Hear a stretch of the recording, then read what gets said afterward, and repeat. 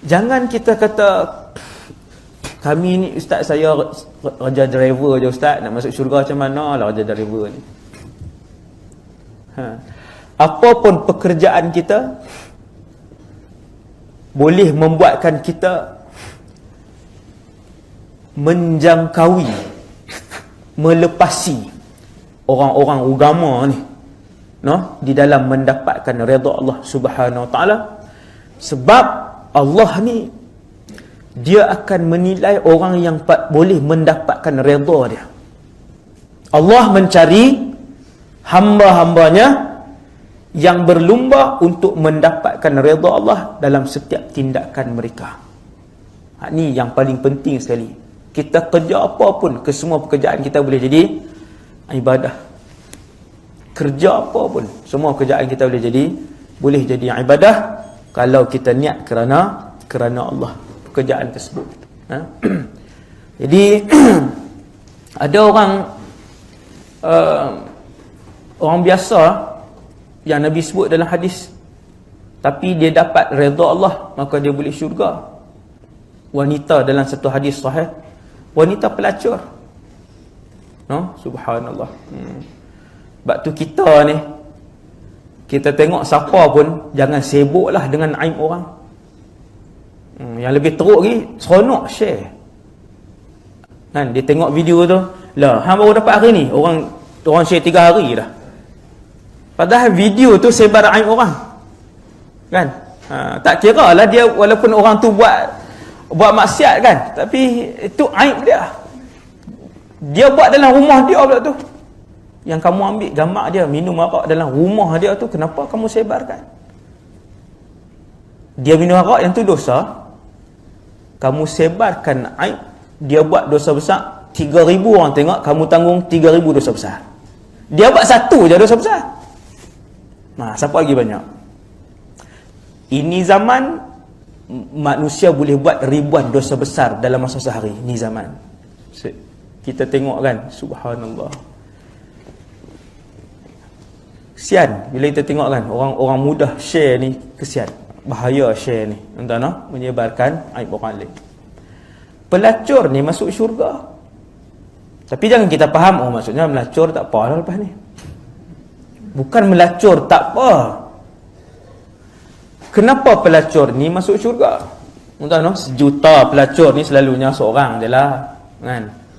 Ni kenapa dia ni? Sebab dia bagi minum anjing. Semua orang tahu cerita ni. Rupanya kehidupan kita ini satu dengan binatang pun boleh masuk syurga. Ya, kenapa? Kerana ketika dia bagi minum anjing itu, dia mendapat redha Allah. Itu key dia. Yang tu je. Siapa yang berjaya dapat redha Allah, syurgalah dia. Kenapa si pelacur ni dia boleh dapat hidayah, lepas tu dia bertaubat, kemudian dia jadi ahli syurga? Nabi sebut dia ahli syurga sebab Allah redha pada perbuatan dia. Susah tau pi padang pasir. Siapa yang pernah padang pasir dia tahu kan. Saya banyak dah padang pasir yang saya pergi. Berjalan pun pernah, berguling pun pernah, naik naik kenderaan pun pernah, naik yang motor yang 4 tayar tu, NTV ke SGV tu. ATV. Yang tu pun saya pernah, sampai hitam muka. Padang pasir ni, bila tuan-tuan pergi padang pasir yang kosong, hanya bukit dan pasir, yang tidak ada pohon dan sebagainya, bila si pelacur ni dia sampai satu telaga, dia dah sampai nak mati dah. Dia jumpa satu telaga, air dia bawah sana. Telaga di negara Arab ni, kena tengok tuan, dia tak sama. Dia bukan macam telaga kita lurus tu.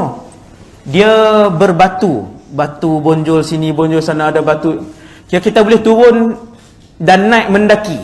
Capai ni macam tu.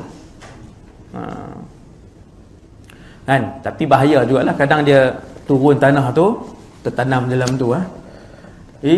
Wanita ni, dia wanita, tengok air di bawah, macam mana nak minum? Baldi tak ada. Apa tu? Yang baldi lah kan? Baldi dengan tali tak ada. Kena turun.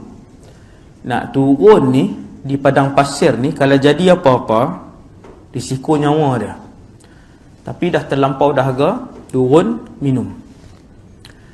Naik, selamat. Alhamdulillah lah, dia selamat apa semua, anjing datang. Anjing ni pun sampai nak mati lah. Bila anjing ni datang, anjing ni duk isap. Minum air yang berbaki pada kain dia, duk turun, menitik tu kan. Tadi dia turun, kena air kain dia. Dia tengok anjing tu, dia kesian. Nampak? Ihsan kepada makhluk bernyawa lain. Antara benda yang boleh mendapat redha Allah Subhanahu Wa Taala, ihsan. Dia pun tengok balik telaga tu, nak turun kali kedua ni macam risiko untuk mati kali kedua. Tapi tengok anjing, ada orang dia dengan binatang sangat ihsan tu, no? Jadi binatang pun suka kat dia. Dia pun turun kali yang kedua. Bila turun nak ambil dengan apa?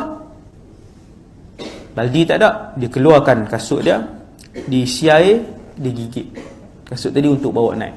Dia nak kena panjat. Nampak tuan? Pengorbanan ini, ihsan ini yang Allah pandang. Walaupun kepada binatang, apatah lagi kepada sesama manusia. Cukup Allah pandang.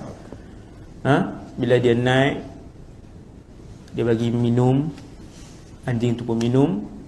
Allah ketika itu redha dengan perbuatan tu, Allah bagi hidayah, akhirnya dia masuk syurga.